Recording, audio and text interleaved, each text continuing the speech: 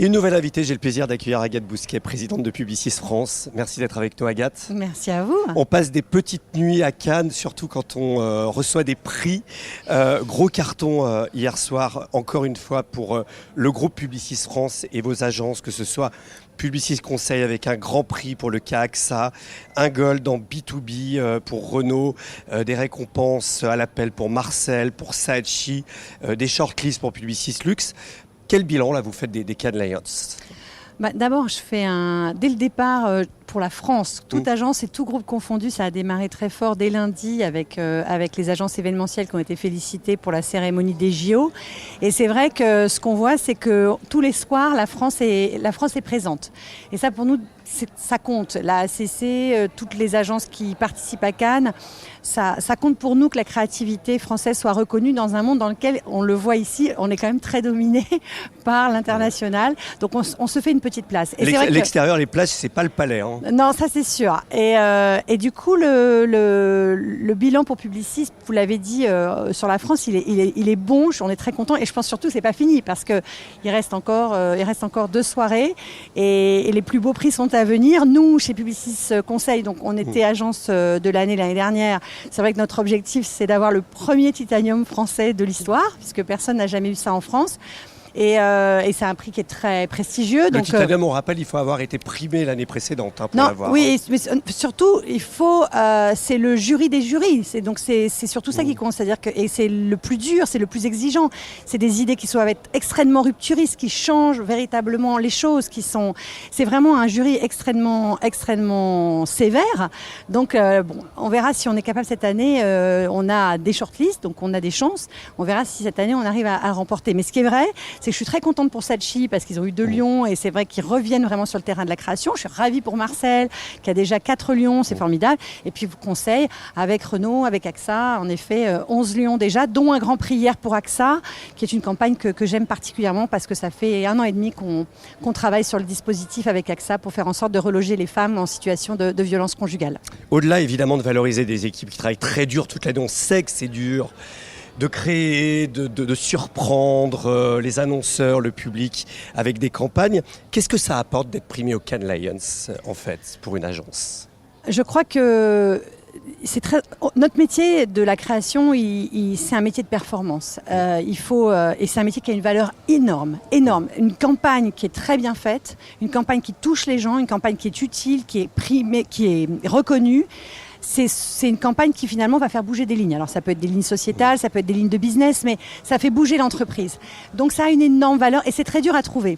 D'autant plus quand on voit les millions de contenus qui sont produits chaque jour, il faut passer le mur du son et quand même être capable d'intéresser les gens.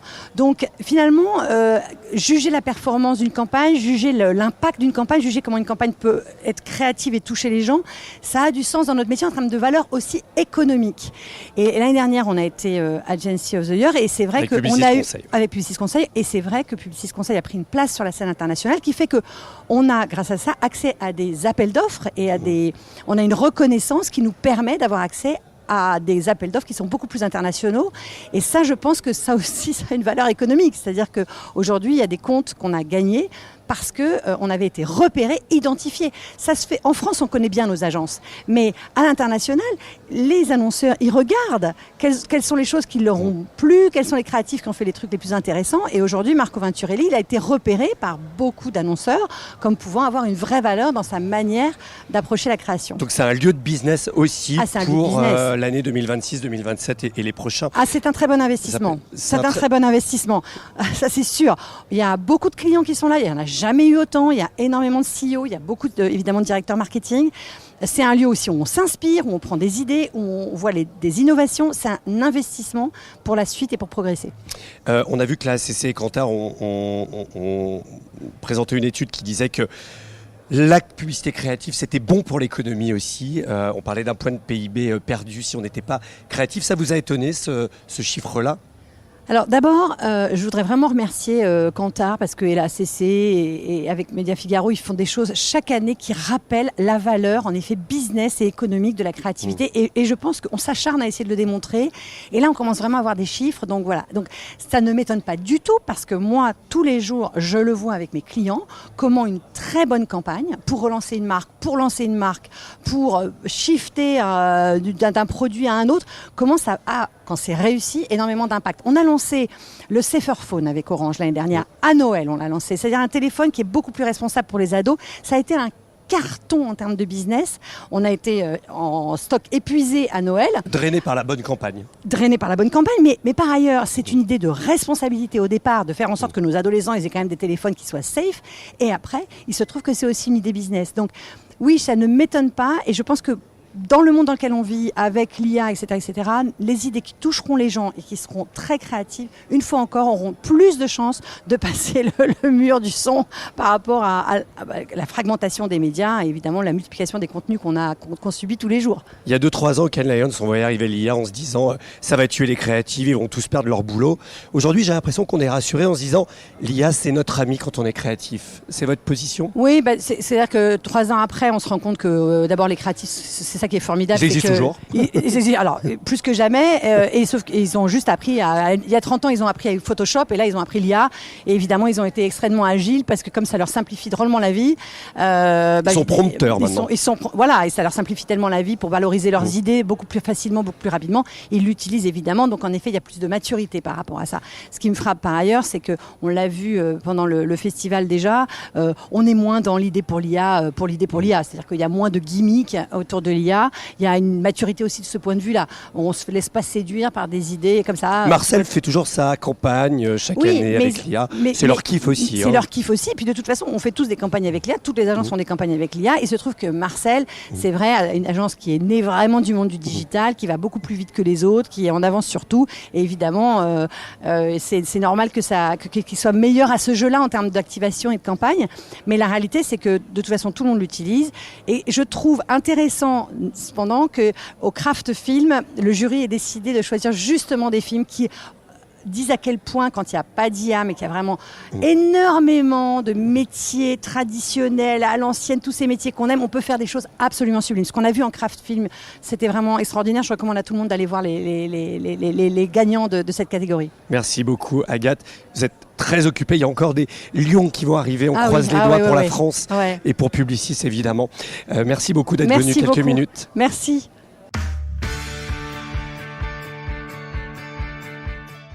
Et un nouvel invité, j'ai le plaisir de recevoir Jean-Luc Chétric, directeur général de l'Union des marques et président de la CPM depuis quelques semaines. Oui, merci. François de m'accueillir ici à Cannes. Voilà, ici depuis le M Gallery à l'occasion de ces Cannes Lions. Là, on va parler de l'actualité, c'est la CPM. Je crois que ça te prend beaucoup de temps en ce moment puisque tu viens d'être nommé président. Il y a tout un chantier autour. Et là, vous allez lancer dans quelques jours un nouveau baromètre sur la puissance des marques médias sur les réseaux sociaux. Ce sera à partir du 24 juin. En quoi c'est un outil qui est absolument intéressant pour les marques notamment? Je veux parler des annonceurs. Bien sûr, on est très heureux. Et moi qui arrive à la CPM, je suis particulièrement fier de pouvoir être là pour ce lancement important. Lancement qui répond aux enjeux de la CPM, qui est d'assurer une mesure indépendante, transparente, auditée, contrôlée, certifiée. Donc on a un outil qui va répondre à ces enjeux, qui a été co-construit avec l'ensemble des acteurs et qui va permettre ainsi de comprendre le rayonnement social d'une marque média sur les réseaux sociaux et ainsi de pouvoir commencer à observer ce que nous savions mais que nous n'arrivions pas à mesurer, c'est que les marques médias, les marques de presse mais pas uniquement de presse, ont une présence aujourd'hui sociale infiniment plus importante que celle que nous pouvions imaginer encore il y a quelques années, et qui renforcent leur puissance. Ça apporte quoi aux annonceurs d'avoir ce genre de baromètre ? Ça va permettre. C'est pas un outil de média planning, le social index. Non, mais ça permettra de conforter les choix des annonceurs quand ils décident d'investir sur ces plateformes, sur ces médias, parce qu'ils sauront qu'ainsi ils touchent un public par les réseaux sociaux qui est extrêmement large.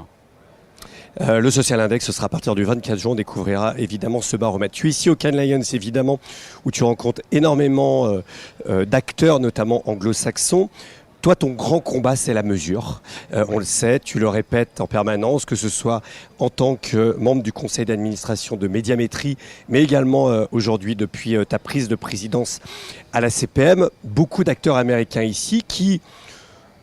certains sont un peu, sur deux jambes. D'un côté, ils veulent absolument de la mesure. De l'autre, ils ont beaucoup d'auto-mesure. Avec les rendez-vous que tu as aujourd'hui, les discussions, est-ce que tu es optimiste justement sur la capacité à tous ces grands acteurs à rentrer dans des mesures certifiées par des organismes notamment nationaux? Bien sûr, plus que jamais. Plus que jamais. Bonnes intentions. Plus que des intentions, des faits qui, petit à petit, renforcent notre conviction que tous les acteurs vont rentrer dans des systèmes de mesure, comme je l'évoquais, qui soient transparents, indépendants. Netflix a été un de ceux-là en rentrant très rapidement chez Médiamétrie.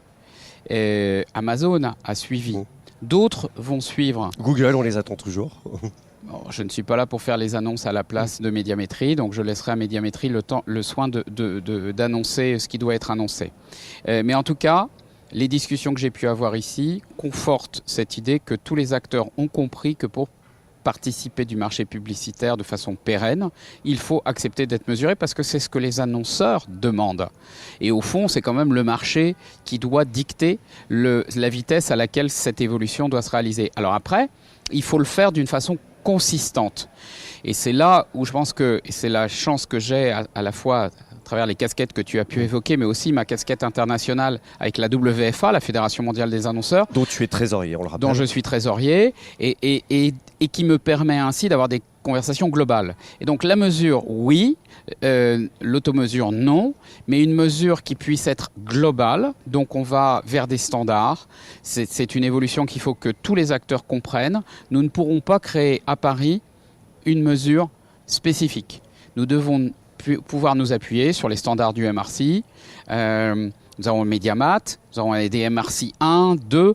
Nous devons avoir un set de mesures. Au fond, la demande des annonceurs, ce n'est pas d'avoir la mesure miracle qui fait tout, mais c'est d'avoir un set de mesures en planning qui permettent de pouvoir faire une couverture et une répétition dédupliquée. Voilà, c'est tout ce qu'on demande. Alors, à la fois, tout ce qu'on demande, c'est simple à décrire, c'est complexe à réaliser, mais je crois qu'on est très bien équipé avec Médiamétrie et la CPM pour pouvoir mener à bien ce type de projet. Gauthier Piquet, dans mes colonnes, patron de Publicis Média France, s'en prenait un peu à Meta en disant on va peut-être les sortir des benchmarks, d'abord parce qu'ils ont dit que les agences médias allaient peut-être être remplacées par de l'intelligence artificielle, mais aussi parce que Meta ne veut pas rentrer par exemple dans la mesure cross-média de Médiamétrie. Quelle est ta position par rapport à ça? Parce qu'ils sont quand même incontournables. Aujourd'hui, il y a un usage et il y a des vraies audiences. Alors, Meta participe au projet Origin et au projet Aquila et donc travaille au Royaume-Uni et aux États-Unis, qui sont deux entreprises désormais qui travaillent à cette mesure cross-média. Dans les heures qui viennent, Origin va annoncer des progrès majeurs dans le développement de sa mesure. Et nous, en France, Union des marques, nous voulons être le troisième pays après le Royaume-Uni et les États-Unis à entrer dans cette mesure cross-média. Meta y participe donc je ne doute pas que Meta viendra rejoindre l'ensemble des acteurs français et internationaux dans l'initiative cross-média de Médiamétrie. Ça prend un peu plus de temps qu'on pourrait le souhaiter, mais c'est pas très grave non plus parce qu'il faut quand même déjà qu'on aligne tout le monde. Il faut faire les choses dans le bon ordre. La France n'aurait pas pu initier Origin ou Aquila. Il faut beaucoup d'argent et les annonceurs anglais ont mis presque 30 millions de livres dans ce projet. Donc c'est un financement en grande partie annonceurs. Les plateformes y ont contribué, c'est normal, puisque jusque-là, elles ne contribuaient pas à la mesure.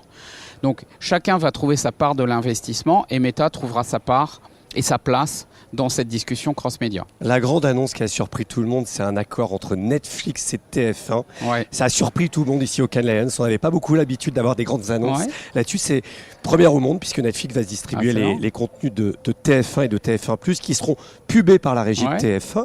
Tu as été étonné par cet accord et est-ce que c'est une bonne chose? Surpris et positivement surpris. Je félicite Rodolphe Belmer pour ce choix et les équipes de TF1. C'est une formidable opportunité de montrer qu'un broadcaster français qui a créé une plateforme de streaming TF1+, qui est puissante, peut, par l'hyperdistribution, par la distribution sur une plateforme elle-même très puissante, trouver des points de croissance potentielle. Et en tout cas, ça hybride les formats et les distributions. C'est une bonne nouvelle parce que ça va renforcer TF1. Et nous, on est très heureux quand les acteurs français adoptent des solutions qui sont les seules qui peuvent fonctionner. C'est-à-dire l'hyperdistribution, la collaboration.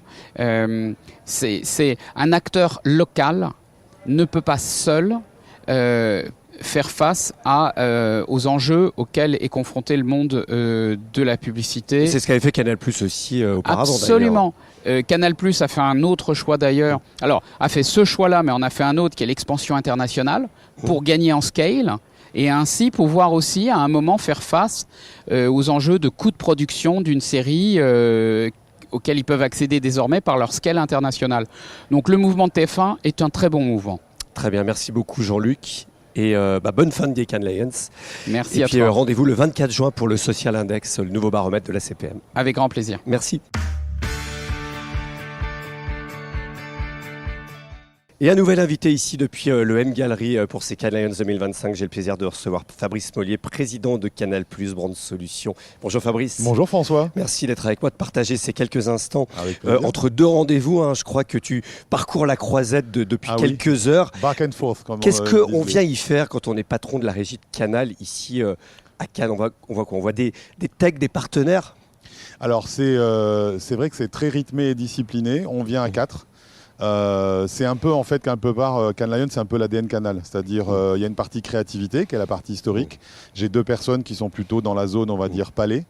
On peut presque dire le festival on. Ouais. Et puis à 2 avec ma directrice digitale innovation, on fait plutôt des rendez-vous tech, une vingtaine. À la fois un mélange de partenaires avec qui on fait un point sur l'actu, les projets, etc. Et puis aussi des rendez-vous de prospection, de nouvelles boîtes tech qui arrivent en Europe, qui ont des projets, qui commencent à proposer des solutions un peu innovantes qu'on rencontre un peu en prospective. C'est quoi tes sujets là en ce moment? C'est vrai que vous êtes souvent très innovant dans les offres publicitaires, dans la créativité que vous apportez sur votre plateforme, notamment Canal+. D'ailleurs, il y a eu pas mal d'annonces qui ont été faites tech très récemment. On en a parlé, un nouveau lecteur, l'arrivée sur Vision Pro. Qu'est-ce que tu as... Alors, sans peut-être trop nous révéler les prochains, mais c'est quoi tes gros sujets, là, tes besoins? En fait, c'est toujours faciliter l'accès à nos inventaires. Mais en privilégiant, ça va être un petit peu galvaudé, mais privilégier la valeur, c'est-à-dire justement ne pas tomber dans un automatisme où on est noyé dans plein d'inventaires et le client n'a plus même la vision de ce qu'il achète. Donc ça, c'était un peu ce qu'on pouvait avoir comme risque les années précédentes. Et nous, ce qu'on met vraiment en avant aujourd'hui, c'est la valorisation de nos inventaires et en fait, quelque part, la remise en bouche sur les contextes premium, qui, je trouve, est une tendance qu'on vit sur le linéaire et sur le non-linéaire. Et certaines solutions tech, aujourd'hui, sont beaucoup plus dans l'apport au client d'une transparence sur la valeur. Et ça, c'est très intéressant. Quelles sont les innovations marquantes pour cette année et qui pourraient arriver sur l'offre de Canal+ Brand Solutions que tu as vu ici au Cannes Lions? Alors, cette année, les rendez-vous tech, on les a trouvés très intéressants parce que ce qu'on veut mettre en avant, c'est la valeur de nos inventaires et surtout la transparence pour nos clients de l'accès justement à cette valeur. Et pas mal de solutions tech sont assez justement innovantes, intégrant ou pas de l'IA d'ailleurs, qui est un peu un des buzzwords évidemment de Cannes. Mais pour te donner 2 illustrations de ce que ça veut dire chez nous, chez Canal, on a mis en place récemment, grâce à l'IA, une capacité de faire des résumés de la Champions League très vite. Pourquoi? Parce qu'en fait, c'est un droit ultra premium, mais faire un résumé, ça prend du temps. Des gens individuellement peuvent faire des résumés de leur côté et après quand tu fais une recherche sur un site de recherche par exemple tu peux tomber sur des gens qui sont pas du tout au Canal et qui voilà, donc nous il faut qu'on gagne cette bataille, c'est la vitesse. Et donc aujourd'hui on a mis en place sur la demi-finale PSG Arsenal justement ces résumés avec des millions de vues instantanées, ce qui est à la fois très bon pour la marque et puis très bon pour la régie, que je représente, puisque ça nous donne des inventaires ultra qualitatifs à proposer à nos clients. Donc ça, c'est une illustration de ce que l'IA peut amener, non pas comme destructrice de valeur ou disruption, mais justement d'apport sur de la création de contenu à forte valeur ajoutée pour les abonnés et pour les clients. On voit que les accords entre les grands groupes européens, français, plateformes américaines, c'était un peu timide au départ. TF1 et Netflix ont annoncé qu'ils allaient faire un accord de distribution qui a un peu étonné tout le monde d'ailleurs. Vous avez été précurseur chez Canal+, puisque vous avez intégré non seulement Netflix, mais également d'autres plateformes comme Max, dont vous êtes d'ailleurs, on le rappelle, la régie publicitaire depuis un certain temps. D'ailleurs, c'est, je crois, quasi unique au monde avec les Pays-Bas. Est-ce que finalement... c'est la bonne stratégie aujourd'hui d'aller encore plus loin, de se dire non, c'est pas nos ennemis, mais ça peut être des partenaires à forte valeur ajoutée, ces grandes plateformes américaines. Alors, comme souvent, les stratégies, elles peuvent s'apprendre un peu en marchant. L'accord Canal-Netflix, qui a déjà été renouvelé 2 fois, donc qui est déjà historique, alors, il qui doit n'est pas remonter à 5 ans. Il n'est pas publicitaire, c'est oui. distribution. C'est d'intégrer justement Netflix dans les offres Canal, avait un peu surpris tout le monde, puisqu'on les voyait, on voyait les 2 groupes ennemis, et en fait, on les a vus s'associer. C'était à l'époque une agrégation plus commerciale que réel pour l'abonné. C'est ce qu'on appelle un bundle en fait. Exactement, c'était comme un bundle, mais qui montrait en fait une alliance sur de la conquête d'abonnés, la possibilité pour Netflix d'accéder à un parc important, etc. On a raffiné ce modèle qu'on appelle aujourd'hui super agrégateur, qui est unique au monde, qui nous permet d'avoir effectivement, comme tu le disais, un certain nombre de plateformes.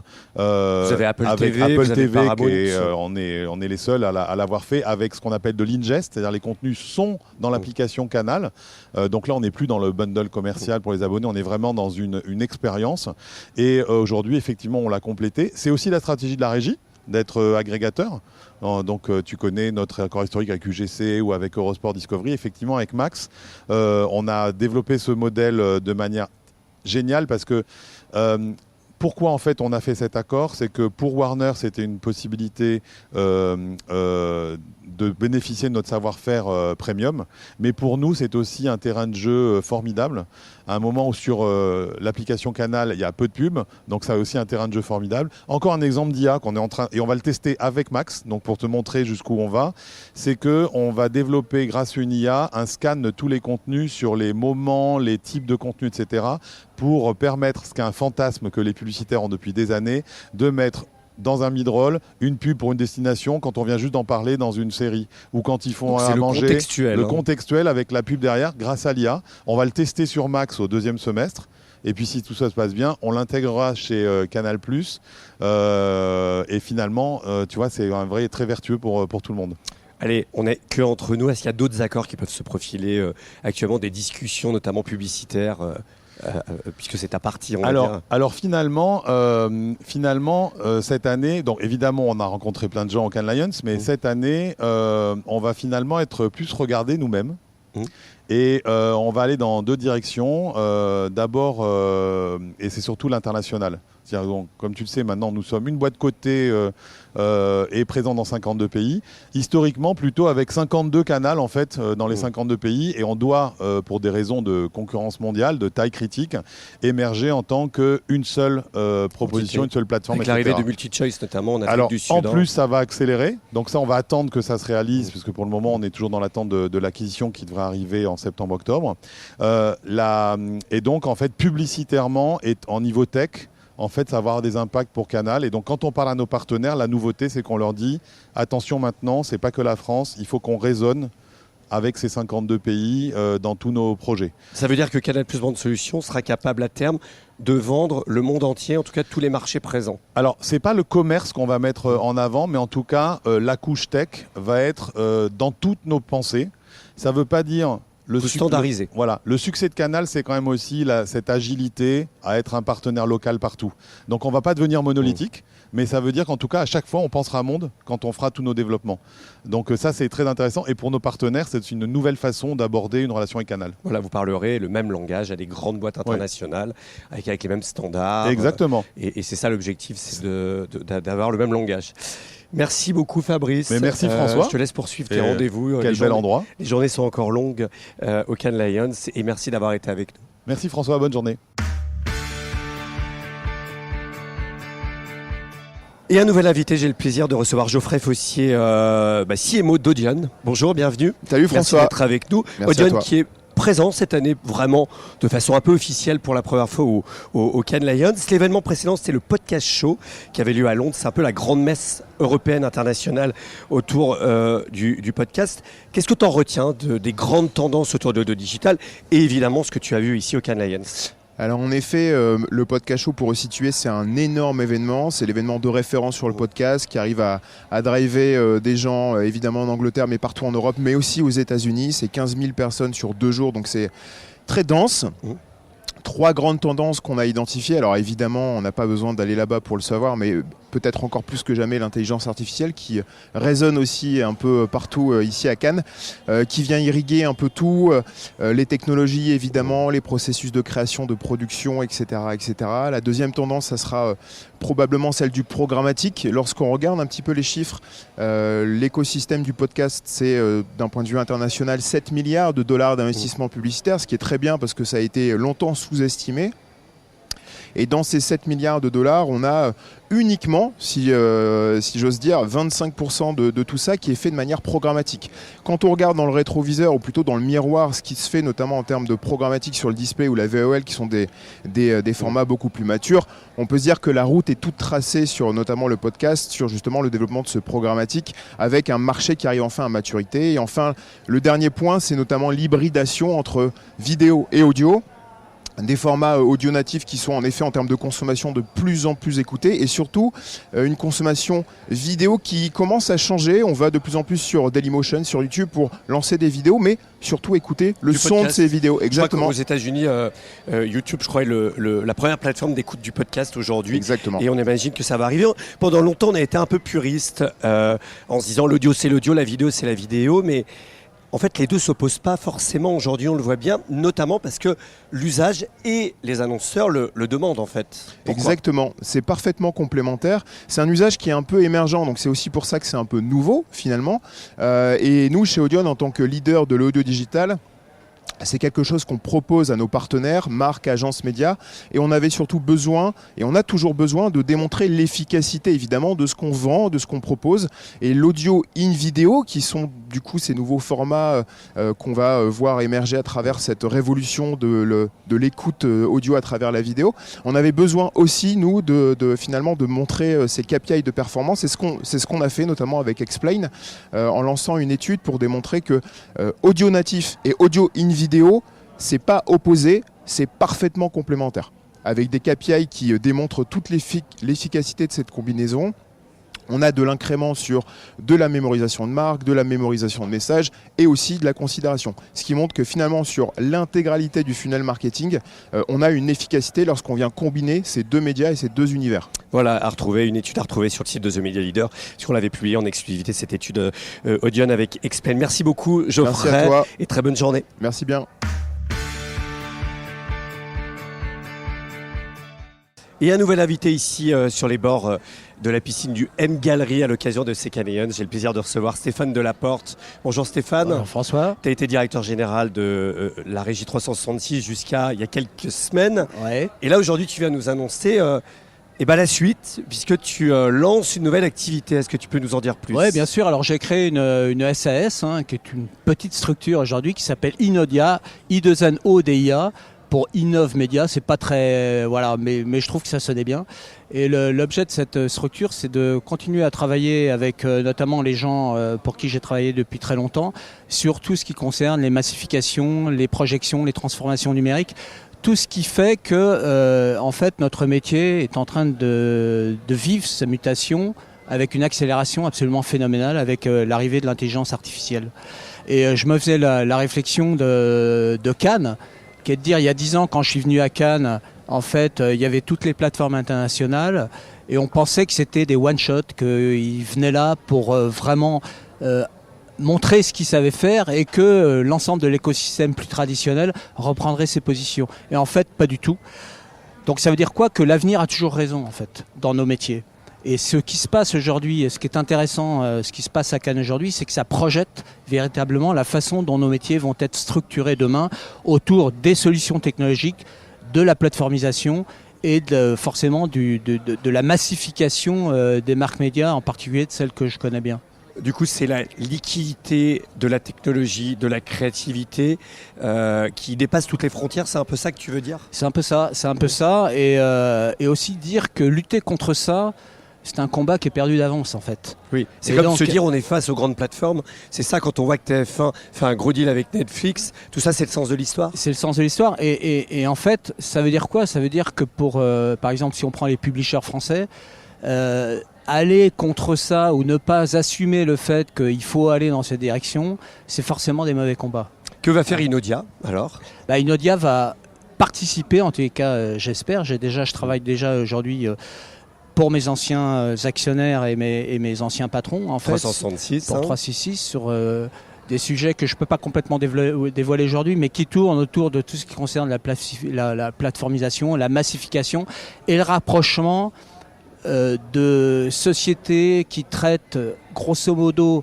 des sujets de territoire communs pour les rendre plus puissantes et faire en sorte que la proposition de valeur se retrouve dans un one-stop shop. La proposition de valeur globale. Tu avais mené l'arrivée de 20 minutes dans les inventaires de 366. L'idée, c'est d'aller encore plus loin dans l'agrégation des inventaires. C'est ça aussi. Hein. Oui, en partie. Alors, 366 ou d'une façon plus générale la PQR, mais je laisserai bien sûr la PQR à 366 en parler puisque c'est leur sujet. Mais l'idée, c'est toujours de regarder comment est-ce qu'on peut être plus puissant, plus pertinent dans la proposition de valeur à partir du moment où on réunit des forces qui sont complémentaires et des forces complémentaires qui s'agrègent d'une façon positive. C'est-à-dire que voilà, vous avez une proposition de valeur de la part des médias, il y a des gens qui font des propositions de valeur sur des stratégies marketing digitales qui sont très puissants. Il y a quelque chose à faire avec ça. Très bien, merci beaucoup Stéphane et bon lancement de ton C'est moi qui te activité. remercie infiniment. Merci François.